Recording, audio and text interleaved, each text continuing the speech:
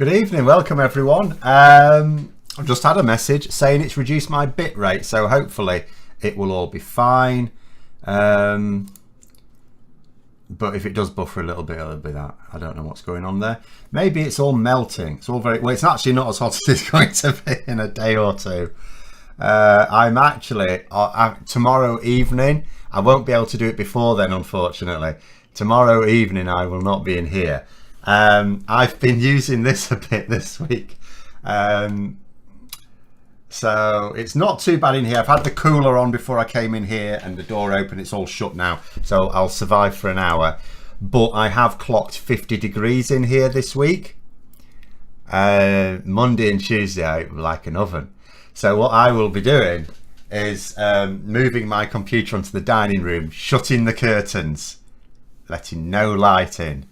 Then it'll be fine. But it'll be no good for streaming. So hopefully it'll be better for Wednesday. But yes, good evening. And people are already asking about the general, we haven't got a general election. The Tory leadership contest. That is the usual method for deciding new prime ministers, actually. Question there, who would be best for Starmer to beat in a general election of the candidates? It is quite tricky because, I mean, I've already said I genuinely do not believe that Labour will feel any concern for any of them, but obviously you don't want to take anything for granted, and there are candidates that would be easier for Labour to deal with than others. In my personal opinion, I think Labour would most like to deal with Rishi Sunak. I don't think they'd mind Liz Truss at all. Penny Mordaunt has been saying that she is the candidate that Labour fears most. Now, technically, I would say I don't agree with that objectively, because of course you can fear nobody, but still one of them sort of more. So I would say that Penny Mordaunt would be the trickiest for Labour, only because it may take time to break her down, because a lot of the public already have a fairly dim view of Rishi Sunak and Liz Truss. Whereas Penny Mordaunt, it's very much a case of I don't know who she is. And when they don't know who she is, you've got scope there for Mordaunt to win them over. So it is quite interesting. But I'll tell you what I saw recently as well.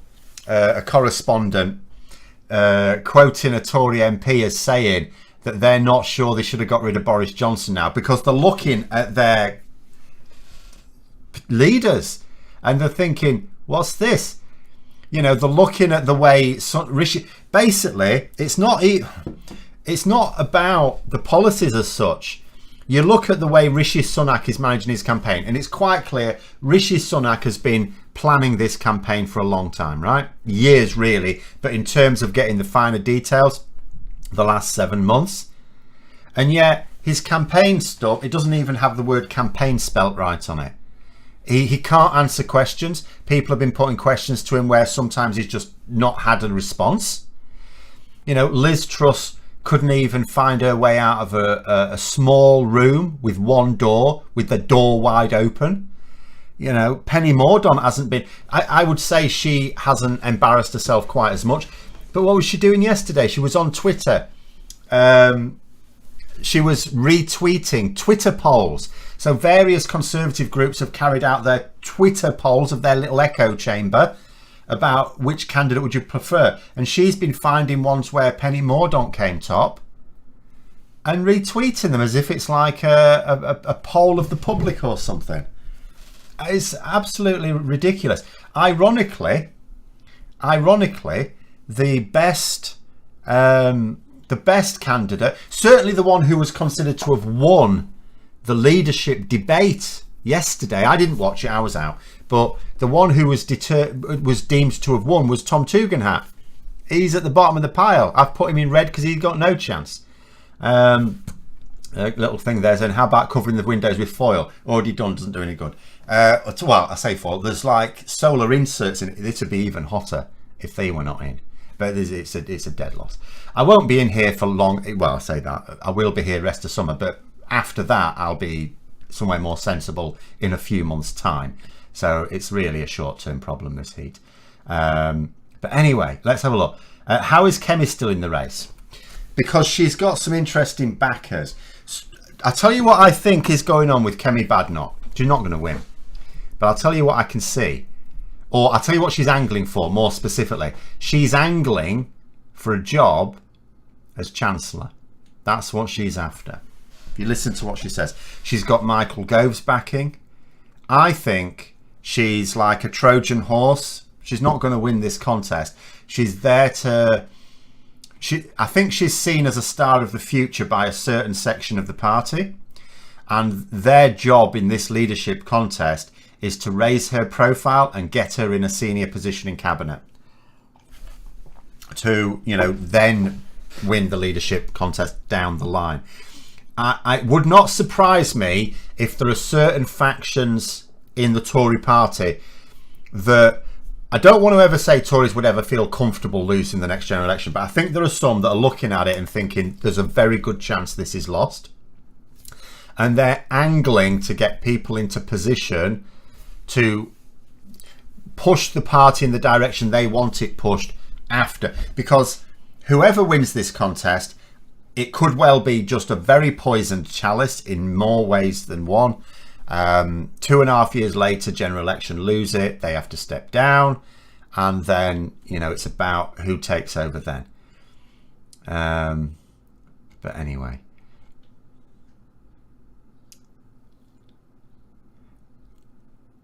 if Liz Truss is eliminated, we can't tell her to shut the door on the way out if she won't know where the door is now. I'll tell you what I'm thinking is happening here, though. I mean, let's have a look at this, right? So look at these results. These were the results from the round 2. So there's a round 3 on Monday. Now, Suella Braverman was out, right? Her votes will... Braverman herself is backing Liz Truss, right? So most of her votes will go to Liz Truss. Because the way it's looking at the moment, there's a way a lot... And this is why the bookies have Penny Mordaunt nailed on, like almost even odds. Is because she's got... she's the most popular amongst the grassroots, right? Who are going to ultimately vote. And at the moment, she's in second place. So it's like, if she gets on the final ballot, she will almost certainly win. But if you look at the maths, Liz Truss has probably benefited from, I think it was something like 27 votes from Suella Braverman. She may not get all 27 because some of those people will have their own mind, but a lot of those will go to Liz Truss, okay? The next one to get knocked out is probably Tom Tugendhat on Monday. You would think most of his votes would go to Rishi Sunak, at which point Rishi Sunak has an embarrassment of riches. He only needs 120 to guarantee his place on that final ballot. So he could talk to some backers whom he trusts and ask them to vote for Liz Truss as well. So I can see Suella Braverman's votes largely going to Liz Truss. Some spare Rishi Sunak votes going to Liz Truss to get rid of Penny Mordaunt. And then when Kemi Badenoch goes out, her backers are out of the top 3 pushing for Liz Truss. So a lot of her votes, she will urge her supporters to back Liz Truss as well. So the way I'm looking at it, and who knows, you know, I can't say for certain, but the way I'm looking at it, I can absolutely see this being between Rishi Sunak and Liz Truss. I think Penny Mordaunt is going to be crowded out by she's got a fair amount of support. It's quite clear she's got a decent amount of support in the parliamentary party, and she's obviously got a lot of support in the grassroots. And it's that reason why I think the bulk of them are going to crowd her out. They see her as the main danger. They'll, you know. So we're talking between Sunak and Truss. And do you know what? Whoever... And then I'm going to be pissing myself laughing if that's happened. If that is what happens, I'll piss myself laughing for 2 months straight. Because what it means is, from my point of view, it's like the Conservatives are in exactly the same place that Labour were a few years ago when I was not laughing at all. You know, I did not enjoy it one little bit, but the shoe's on the other foot now. So they're going to have a situation where they're going to have all summer, because this leadership contest isn't over until the 5th of September. So they're going to spend all summer with Truss and Sunak's camp briefing against each other, because I have to say, my impression is that Tom Tugendhat has fought a fairly clean race. I have no specific reason to believe that any of Kemi Badenoch or Penny Mordaunt's backers have been dirty. All the dirty games, as far as I can tell, have been coming from Sunak and Truss's camps, right? Now, so basically, as far as I can tell, they are the two dirtiest campaigns. And that's, if they are both on that final ballot, that means you're going to have a full summer of it. We're going to have a full summer of the Tories tearing themselves apart. And I said this before, they must have been insane to have let this contest go on as long as it's gone. Are they stupid? They are going to have the most divisive, bitter contest, and it's going to last weeks longer than it needed to. The members didn't need whatever it's going to be 6 weeks to make their mind up. Yes, you've got to get ballots printed and sent out, so you give, you know, a week for that to make sure everyone's got it. And they only needed another couple of weeks. Fill it out, send it back. They could have had this done by August. You're halfway through August. They could have had this done. They haven't. So they're absolutely ridiculous. And then at the end of it, we're going to end up with either Rishi Sunak or Liz Truss. And it's going to be hilarious for Labour. Absolutely hilarious, whomever it is. Because what Labour are going to find in September when Parliament returns is either Liz Truss or Rishi Sunak at the helm. Brilliant. They've got an immediate handle on both of them. They're going to find the Tory party bitter, because whomever loses, like Penny Mordaunt's backers, will be bitterly disappointed if it pans out how I expect, because she'll have been frozen out when she was the grassroots favourite. So there'll be bitter recriminations there. Whoever loses on the final round, either Truss or Sunak, there's going to be bitter recriminations there because of the dirty tricks campaign. And then, as soon as the new Prime Minister starts messing up, and they're going to mess up very quickly, this autumn, cost of living crisis is going to get worse. If nothing else, cost of living crisis is going to get worse. But COVID's going to get worse as well, right? I don't even know that they can carry on hiding it. All of it. And then what will happen when they start failing, as they will, as they are certain to start failing, then everyone that didn't back them will be on them saying, you said you had the answers to this. Why are we still cocking this up?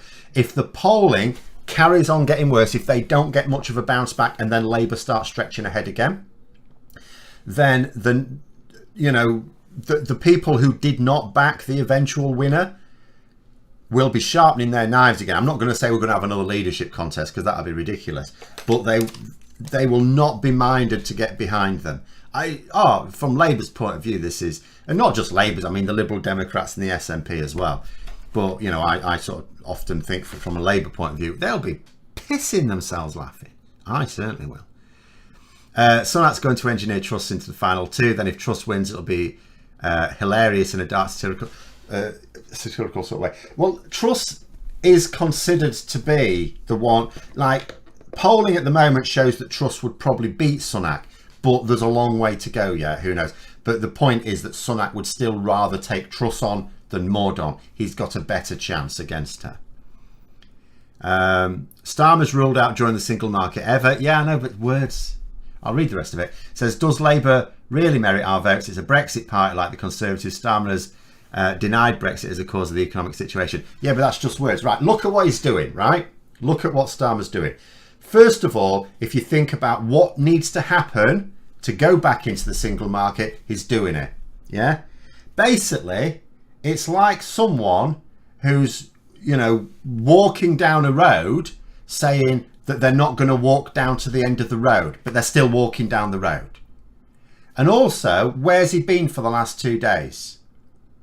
He's been in Germany. He's been talking to Scholz. He's been talking specifically about how the UK and Germany can forge closer cooperation, closer ties after the next election. He is working on reversing the reputational damage. He's talked, and it's specifics as well. He's not just talked about better trading arrangements, but security arrangements as well. You know, mutual recognition of qualifications, all the things you need to do before we can join the single market again. Because I don't know if people just think because we've just left the single market, we could just rejoin it as quickly. You can't. Once you've left, it's actually really hard to get back in. You know, there's negotiations have to take place. We have to satisfy the EU that we're ready, that we've got all the infrastructure in place. We don't right now. So, you know, at the end of the day, yes, Starmer is saying no. But what is he doing? Yes. It makes no difference what Starmer says now. What he's saying now is just for the next Parliament. And the other thing is, let's assume, right, that he was serious. And we know he's not serious because of the last few years. We know where Starmer stands on it. But let us just imagine that Keir Starmer got kicked in the head by a horse. And he's now a true blue Brexit believer. Let us just say, as ridiculous as that sounds. So let's say he's actually determined that we don't go back into the single market, right? Okay. What do you prefer? Do you prefer the Conservatives, who are intent on making us ever more divergent from the EU, or Labour, who are saying we're not going to re-enter the single market, but they are going to have a security agreement with the EU again. They're going to have veterinary agreements with the EU again. They're going to have mutual recognition of qualifications with the EU again. They're going to be talking with European leaders in terms of closer ties, not sticking two fingers up and demanding things, working with them and developing friendly relations again. You know, are you actually telling me that those two outcomes are the same as each other? That's what I don't get with people. Even if they can't actually see the trajectory, even if they somehow believe that Keir Starmer has taken leave of his senses, and after several years of fighting hard to stop us ever leaving the EU, and it was undoubted that he was working frantically to that cause, if you just suddenly believe he's suddenly become a Brexit supporter, I don't understand why people will still not vote Labour or Lib Dem, depending on where you are, to get what they are offering, even if you don't think it's enough. It's still way better than what the Tories are going to do. I don't understand people's reticence. I really don't. Are we talking about Starmer's car crash interview with Andrew Marr yesterday? No. I will say Starmer does have to quite urgently get better at interviews. I wouldn't actually describe it as a car crash interview, but he does need to get better at interviews. He needs to actively I don't know whether he's got anyone, like, it's not uncommon for political leaders to hire PR people to train them, well, in PR, you know, in how to handle the media. If Starmer's not doing that, and if he is doing that, he's a very poor student. But if he's not doing that, he needs to do that very quickly, because he does need to do a lot better. I do think that if you look at the way, like, look at the leadership candidates for the Tories, right? Rishi Sunak, Penny Mordaunt and Liz Truss. I think it's fair to say all of those are very poor in interviews as well. But we also know that a lot of interviewers will give them a much easier ride than they will Keir Starmer. So Starmer does have to get better. Why isn't haulage chaos on the bloody news? Because the bloody news. It cannot be said often enough. We're not going to get, and we never have, but we're not going to get any favours from the media here in terms of highlighting things. We're not going to get any favours from the Conservatives are not going to own up to it. The media are not going to shine much of a spotlight onto it. The only time the media will talk about it is when a problem becomes so obvious that it's impossible to stop people talking about it or seeing it on social media. Then the media will report on it. But even then, they're not reporting on it to illuminate. They'll be reporting on it to try and calm people down. They'll try and say, oh yeah, a bit of Brexit. Oh, but it's this and this and this and this and this. So we'll just have to see that. I should be the next spin doctor for Starmer. I don't know that I'd be a very good spin doctor, you know, but there are, you know, I'm quite happy to offer him any advice he wants, completely free of charge, remotely, not working in London. I am going down to London though. I was technically supposed to be in London today. I was invited to go down to London today. Max Robespierre's there and a few others. But London's very scary for someone like me. I don't really know how to get there and back, and I wasn't confident that I'd be able to get there and back in a day, and also very hot and all the rest of it. But I've been invited. There's a rally in September, a Brexit rally, specifically an anti-Brexit rally, where I've been invited to talk. And in all honesty, it's plenty of notice that I've accepted that. I only get 5 minutes though. I don't know what I'm actually going to say for 5 minutes. How can I talk for just 5 minutes? Anyway, so I will be in London in September, it seems. So I'm going to have to spend my time trying to work out exactly how I get there and back. And I'm sure most people think it's really easy, but I really am not a traveller. Anyway, let's have a look. Johnson had charisma or something. Cameron was shiny. May was just there. Competence. Well, I would actually say with Cameron, it was largely, he was just there. I think Cameron was not uncharismatic at all. I think a lot of people, he did come across well enough to a lot of people. But yeah, Johnson, undoubtedly, there's no point in denying it. It didn't work on me, and it didn't work on lots of other people. But he did have charisma. It did work on a lot of people. It has to be said. But that was gone anyway. But I do not believe that Rishi Sunak, Penny Mordaunt or Liz Truss have got that same charisma. I really don't think they have. I think that the problem the Tories got themselves into is they threw all their eggs in the Boris Johnson basket. And once he blew a hole in the arse of it and all the apples fell out, or eggs. What am I talking about? I can't even get my analogies right. Eggs. That's it. I mean, they couldn't carry on with Johnson. That MP I was referring to who said, you know, maybe we shouldn't have got rid of Boris Johnson. No, they absolutely had to get rid of Boris Johnson. The fact that they don't have a decent leader to take over is entirely their fault. Never, ever, you know, go without a plan B. Absolute madness to me that they allowed Boris Johnson to get rid of their decent leaders. It was such short-termism. It was such short-term thinking. They must have known that Boris Johnson was going to shit the bed at some point. They must have known. But anyway. I think too many people are Harlan Stanley is a brilliant leader. I think he's an effective leader. You know, he's good at organising things. There are a lot of things he's done in the party that most people wouldn't notice because it's hardly headline news, tinkering with the infrastructure within the Labour Party. It wouldn't be that much news if they were in government. But of course, they can't be in government until the party's fit for government. So he has done a lot of work, and you know, there's a lot of people in the party will understand that, and there's a lot of people outside of the party that may not fully appreciate it. But you know, there's room for improvement. There are weaknesses he has, and I'd be okay with that because everyone has weaknesses. But I really wish he will be addressing them, and I'm not convinced there are some weaknesses he is addressing. Will I be on Byline TV at any point? Yeah, I did get contacted by them a while ago asking me, and they gave me the choice. I could go down to London, so we can probably guess how that went, or wait until they come up here at some point. So I went for the latter option. So I think that's what's happening. So at some point I may end up doing something with Byline as well. But when they come up here, which may, I don't know how often that happens. You live by Paddington Station, the spare room. It shouldn't be necessary. This rally, I suppose is the best way of describing it, is in September, and it's just in the afternoon, and I only talk for 5 minutes and I'm gone. It'll take me as long to walk up there as it will to say something and bugger off again. So it should be fine. I just hope it's not hot, but it should be okay. In the video today, I mentioned a parallel between what Johnson might do as an MP and Heath.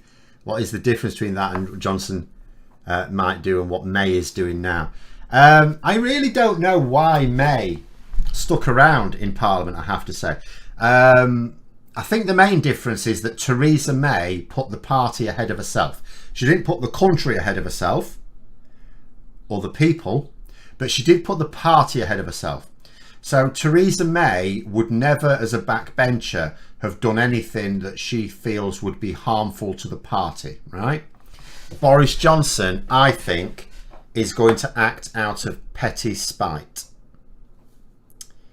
Except I don't think he is, because I don't think he's going to get the chance. But if he did, if he somehow survived the Privileges Committee investigation, which either means somehow he didn't get suspended, or if he did get suspended, somehow he still won the by-election.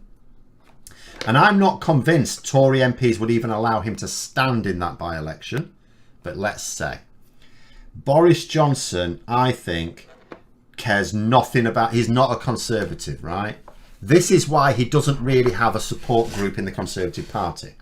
He has allies, but they're allies only because they think he's the only person that can win them the election.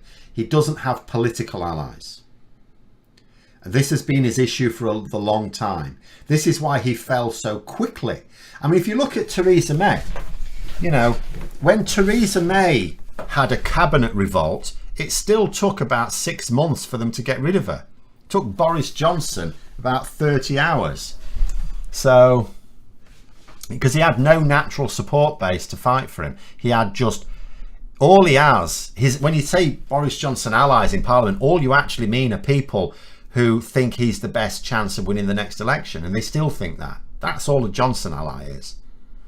And it's because he's not ultimately a Conservative. And he doesn't belong to any of the other entryist groups. I mean, you could say the ERG are not really Conservatives. This is true. But Boris Johnson isn't one of them either. He's not part of a group. You know, he's just himself. He's only in it for himself. He only thinks about himself. He can't even pretend to think about others. Hi, my first ever question. Can you explain why the ERG wields such power? Do they have compromat videos? I mean, you can't rule out blackmail, but I think it's much simpler than that. It's that they do not care about the Conservative Party at all. Conservatives understand that to win elections, they have to be united, right? Conservatives ultimately understand that they do not govern in the interests of most people. They understand that if the voters knew what they were up to, or more specifically knew what they intended, they would never vote for them. Okay, they wouldn't even win the poshest constituency in the land if the voters really knew what they were up to. So they need that show of unity to show that basically they need to poke at Labour disunity, which Labour is almost always disunited, and present themselves as the calm, collected, effective government, right? What the ERG do is threaten to blow all that apart. You know, they're like Leia in Jabba's palace with a thermite detonator. You know, they're there threatening to blow the whole party apart. And there's only about, I think someone worked out there's roughly at the moment about 50 odd members of the ERG in the Conservative Party. I don't know how accurate that is, about 50 odd. So it's a significant minority, but it's a minority, right? A small, you know, it's nowhere near half of them. But they hold the rest of them hostage because they do not care. You can't do anything. You can't reason with them. You cannot reason with them. You know, normally if an MP starts being difficult, a Tory MP, you basically say to them, look, you're going to be damaging the party. We'll lose the next election. Is that what you want? If you say that to an ERG MP, they'll say, I'm comfortable with that. I don't care. You know, they will insist on getting what they want, or they'll blow the thing to hell. They are basically the political equivalent of suicide bombers. That is why they hold such control, because they will absolutely stop at nothing. They will wreck the Conservatives. They will keep the Conservatives out of power for a generation if they have to get what they want. You know, and the problem is that because of that, and because the Tories have no real leaders, they've not had anyone for a long time stand up to them. John Major is the last leader who really stood up to them. Since then, they haven't. David Cameron was too weak, far too weak. He didn't stand up to them. You know, Theresa May didn't stand up to them. Boris Johnson didn't stand up to them. Boris Johnson didn't even care about standing up to them. He like, it might sound weird, but a lot of people who know Boris Johnson personally say he's very non-confrontational. Well, the ERG are very confrontational. He doesn't like confrontation. He just likes telling people what they want to hear so they'll go away. So that's what it is. You've basically got suicide bombers holding the Conservatives hostage. It's easily the best way to describe it.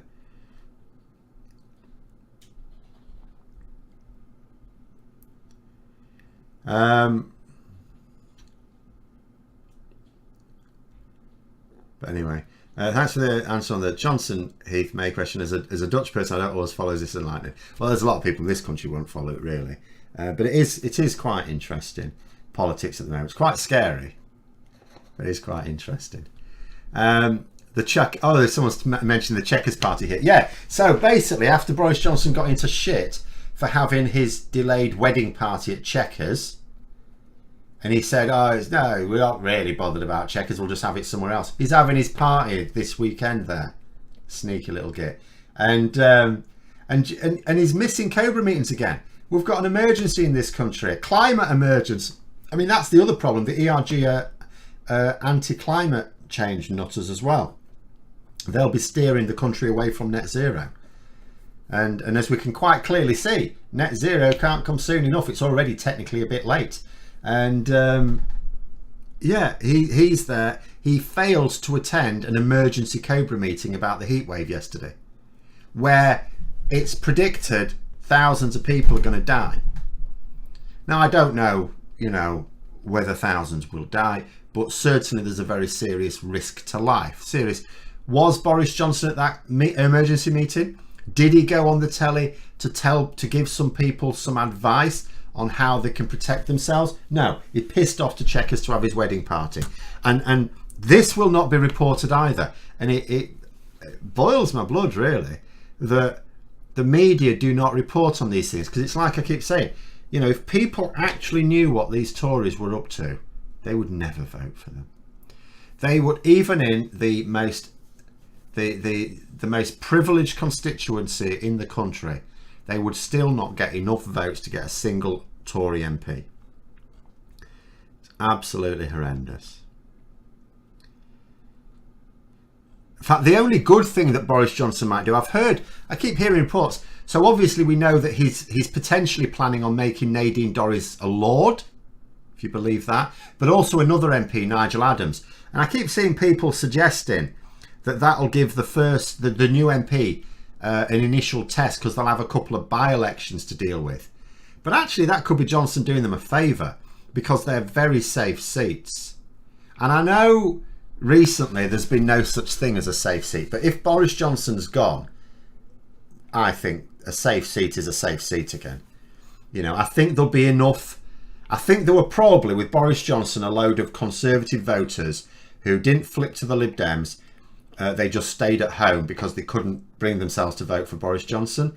I think with the new Prime Minister, and especially if they haven't been in long enough to piss him off, I think they would win those by-elections. And that could give the Tories a boost. But anyway. What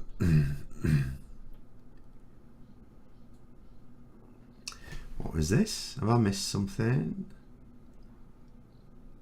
Don't know. Sorry, I will miss comments. Sorry about that.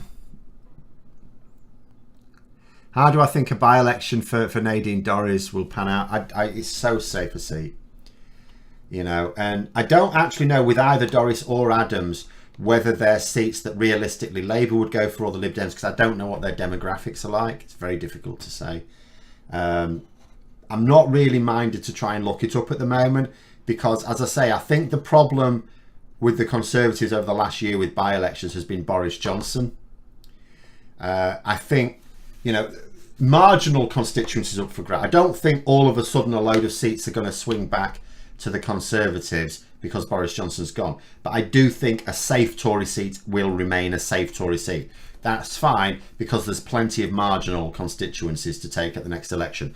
But Boris Johnson is not suggesting making either of those. The interesting seat will be Boris Johnson's own seat, because if he doesn't vacate it, the Privileges Committee may force him to, or a chain of events may occur which forces a by-election there. Now, Boris Johnson, whether he stands there or not, has made that a marginal constituency. Labour could actually take that seat, even if it's not Boris Johnson that's the candidate.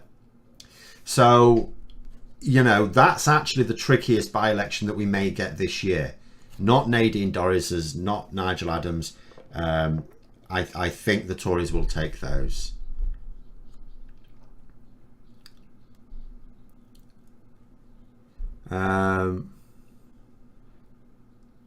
Gordon Bennett. Okay, sorry, John. There's a load of things that the YouTube algorithm is hiding here. Let me try and put a couple. I'll have to read them quickly.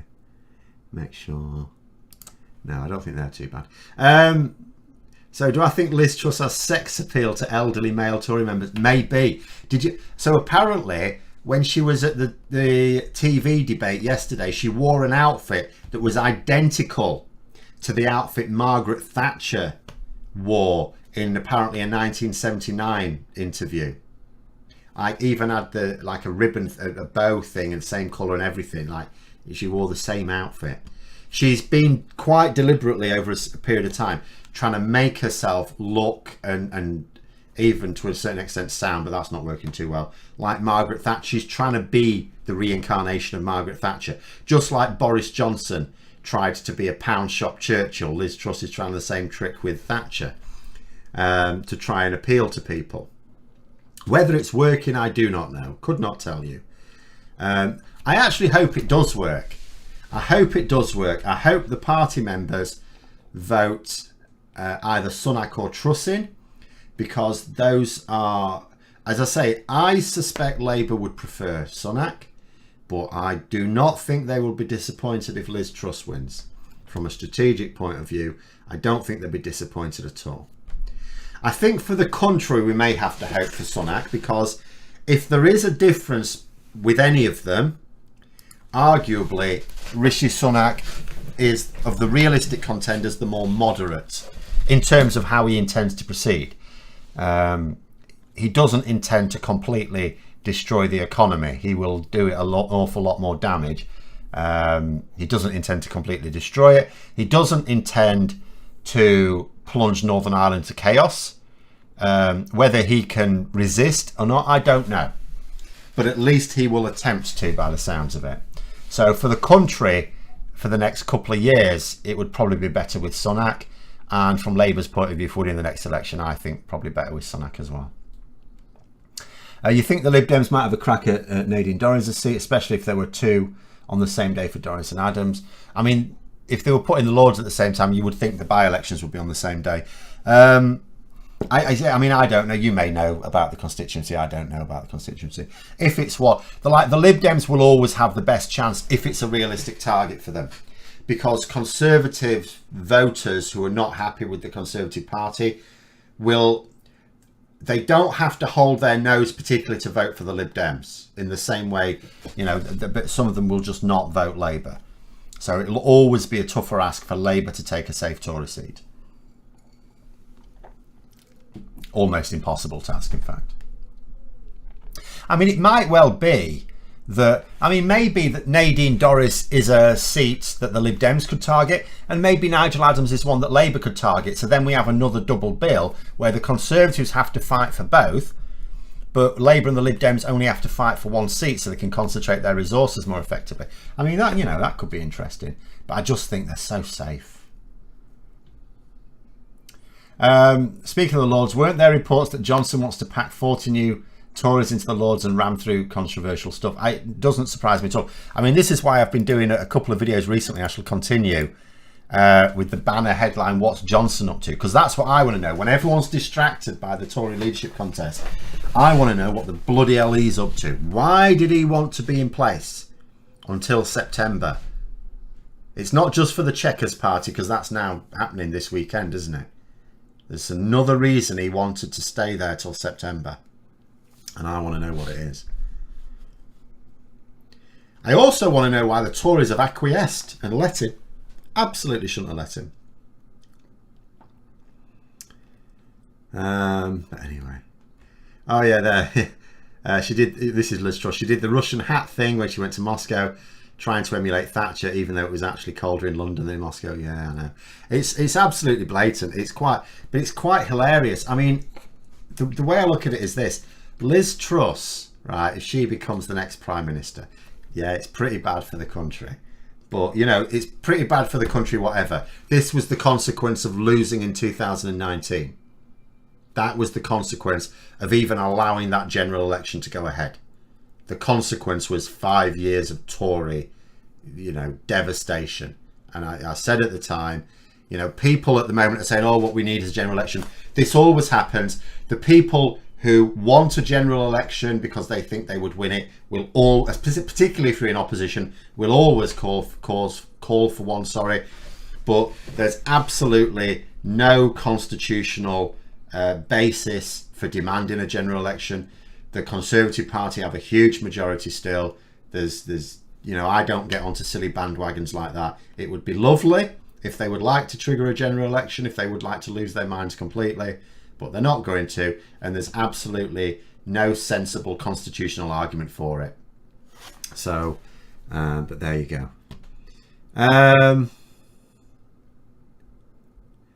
Oh, John, for goodness sake, how many times have I seen that? I'll read it out for the benefit of other people.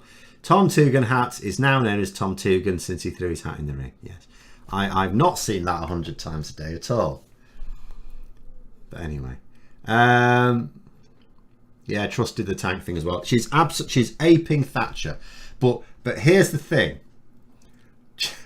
In all seriousness, right? The first, hold on, when will it be now? I don't actually know when the first PMQs is after summer. I'm assuming it will be Wednesday the 7th. Boris Johnson's due to resign on the 6th.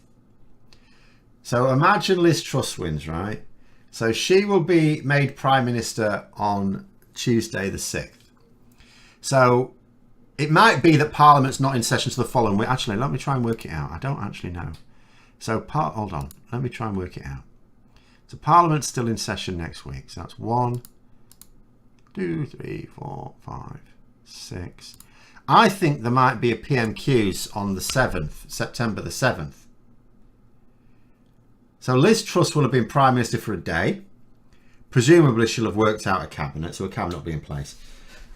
I'm going to be sat there waiting for PMQs with a big bag of kettle chips. I'm not that keen on popcorn, if I'm honest. And, you know, it's there you go. Hold on, Commented a few times, think you've missed them. Commented on what? Unfortunately, you'll not be able to say anything for another minute, but I'll try and watch out for it. Is it possible that the new leader could end up splitting the party's support and that could end up leading to a general election? I don't think they're insane enough to go for a general election. But in terms of splitting them, yes. Here's the thing. Boris Johnson had a certain amount of authority because he won them the general election. The problem is with his replacement, they'll have no track record behind them. And if they make a move that Tory MPs think is a very bad move, they won't be able to turn around and say, you need to get behind me, because Boris Johnson kept doing that. Whenever he did something that MPs thought, this doesn't seem sensible to me, he would go, I am a proven winner, you need to get behind me. And they went, all right, fair enough. They're not going to do that with Sunak, Mordaunt or Truss. You know, if they try and turn around, what are they going to do? If a load of MPs think they're making a very bad decision, what are they going to turn around and say? You need to get behind me because what? Why do we? You know, if they think they're making a move that's going to cost them votes, what are they going to say to calm them down? I don't know that they can say anything. I think, although I am always hesitant because Conservatives are very, very good at understanding they need to be united. So they're very good at that public show of support. I just think that they're going to end up with a leader with no real authority. Could moderate Tories be open to proportional representation to become a mainstream centre-right party again? Maybe, but I don't think they could ever publicly get behind it. I don't think you'd ever see that. I don't think, if proportional representation does come in the next Parliament, I don't think you can expect to see any Tory MPs in favour of it. Some of them may privately not mind it at all. Given that the Tories keep saying time and again that they're delivering their manifesto, what do I think Labour should put in theirs to win them votes? Whatever will win them votes. I've been really clear on that. You know, I do not have access to the polling they have. If proportional representation is not, if it's either vote neutral or a vote winner, they must put it in there, because they will attract the tactical votes from Greens and Lib Dems, right? And of course, I want them to do it anyway, but only if it's a vote winner. And Labour must put whatever is in the whatever is going to win them in their target seats. I will absolutely give them free rein. I won't criticise any policies if I can be made to believe that it's for strategic purposes. Isn't the Conservative situation analogous to Labour at the end of the Blair-Brown era, with voters ready for government change aided by Tory malfeasance? There are some. The thing is, what happened at the end of the Blair-Brown situation is that Labour weren't tearing themselves apart, really. They're always a little bit divided. Gordon Brown just wasn't an effective campaigner. That was all there was to it. If Gordon Brown had been a more effective campaigner, Labour would still have won. You can sort of see. I mean, at the end of the day, they went into that general election, right? And we'd had a massive financial crash that had affected a lot of people.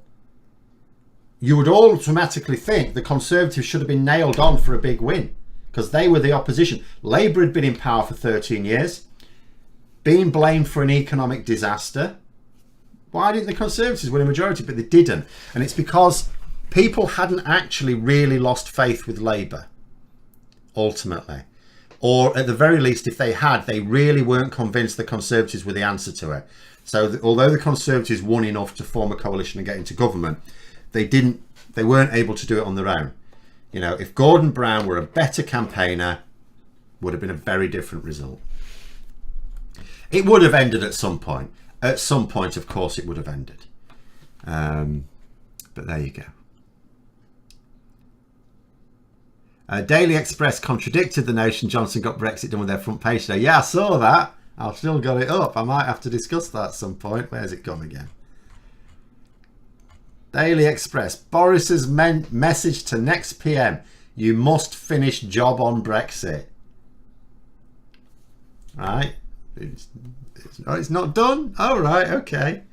I'll tell you something else. That is going to be a very bad message to try and push on the electorate, because I know from polling, I know from all sorts of polling, you know, sort of general polling, people on doorsteps, focus groups, people are pissed off with Brexit.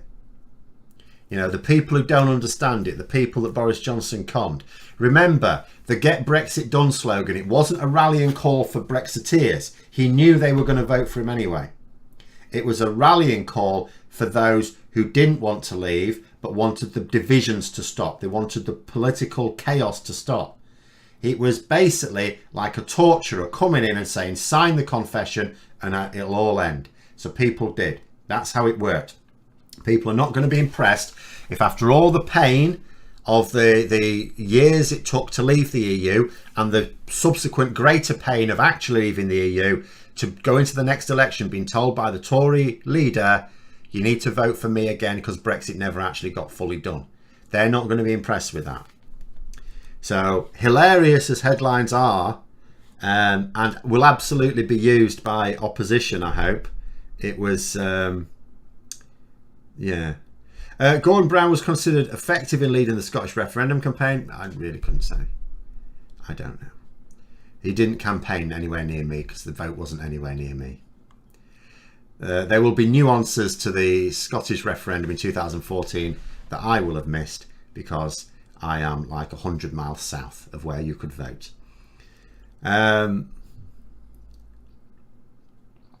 Most people are not going to vote based on the PR policies at the next election unless the Tory press decide to really whip it up as an issue. Well, this is it. That's my fear, that the Tory media do whip it up. Because it's very, very obvious that in Labour's target areas, they can attract some Lib Dem and Green support for promising proportional representation. That's clear. How much, I don't know. But that's clear empirical thinking.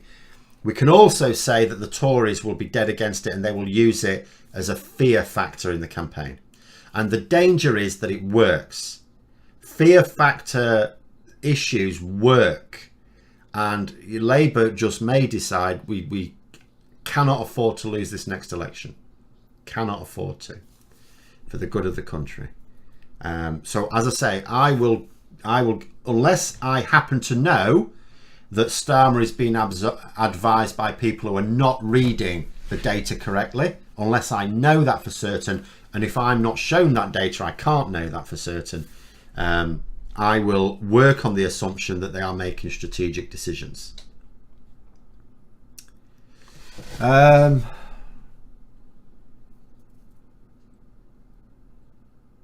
What's this? I am missing things. You read that the editor of the Daily Express is a Labour supporter. I'm not sure that is likely to be true. We're on to the strikes, sorry. The strikes are contentious at the moment. Do I think that train drivers have the support of the public with their average salary? And what position do I think Labour should take with the strikes? Labour should take with the strikes exactly the position they are doing, which is, it's quite clear that they are backing up the workers' rights to decent pay, to be able to afford the cost of living. They shouldn't be going on the picket lines, because they need to be seen by the people. First of all, there'll be Labour voters who will be in favour of the strikes and against them. But more than that, Labour need to position themselves as, in government, they won't be on one side or the other. They will be the arbitrators, because that's what the government should be doing right now. They should be arbitrating. In power, they need to be able to arbitrate. So that's why they're getting their decision right. And unions, by attacking Labour for not going on the picket line, like, what good is it going to do having a Labour MP on the picket line anyway? What good do they imagine that's doing? Bog all. All it does is it makes it.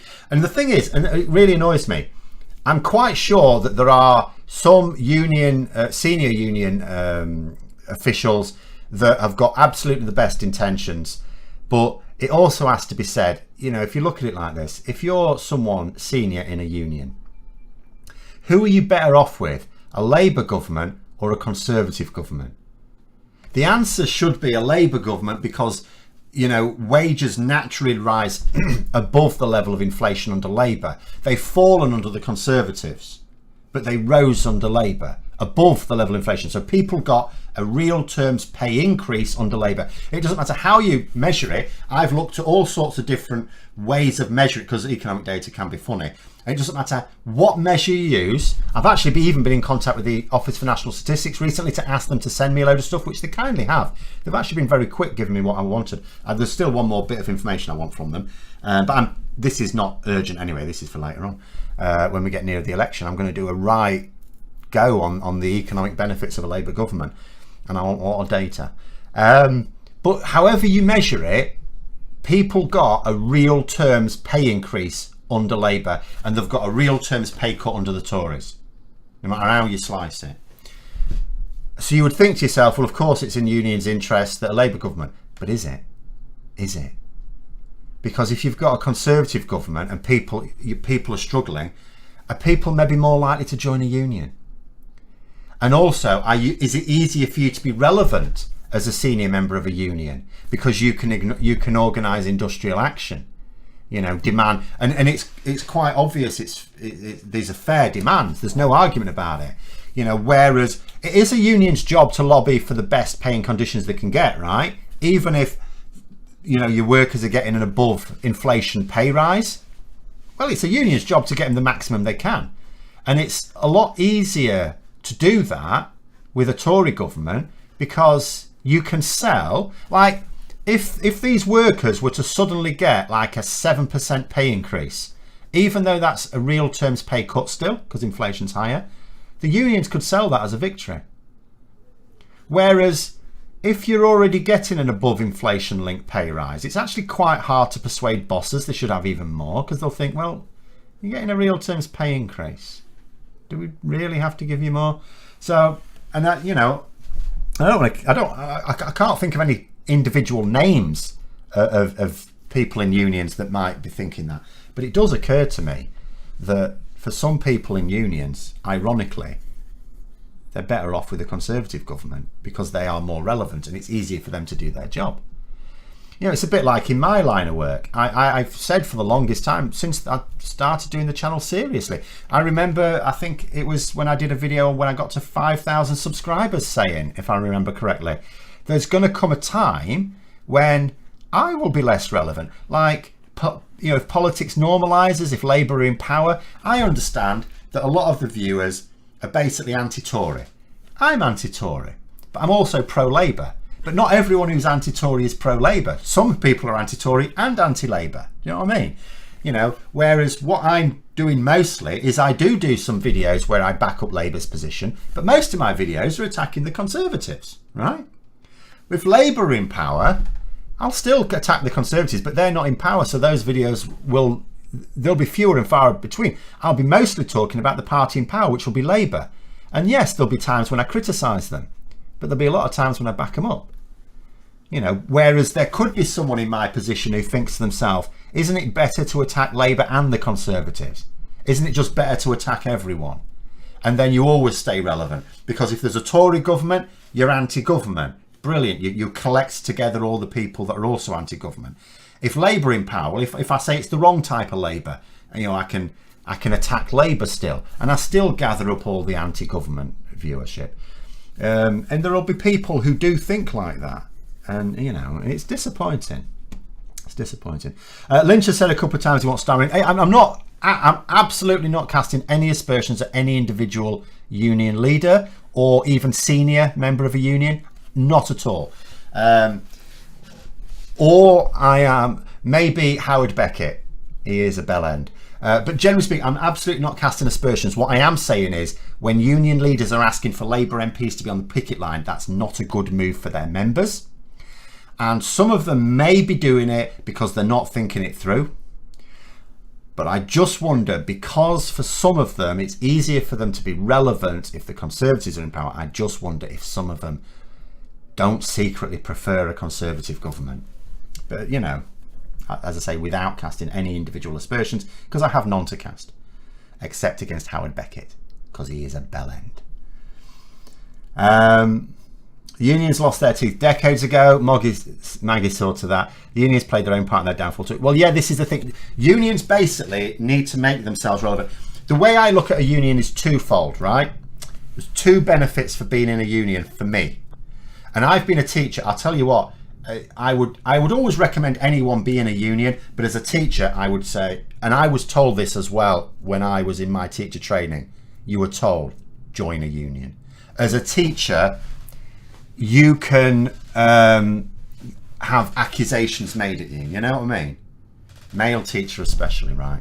So, and you can get yourself into situations as a teacher. Absolutely always join a union. And maybe that's coloured my view of what a union really is. So for some people, the union is lobbying for better paying conditions. For me, it wasn't. For me, it was insurance. It was protection for when you needed it. And I do worry that some unions are not very good at that. So when someone is in trouble unfairly, and of course unions will, if you are, they will support you through tribunals and things like that.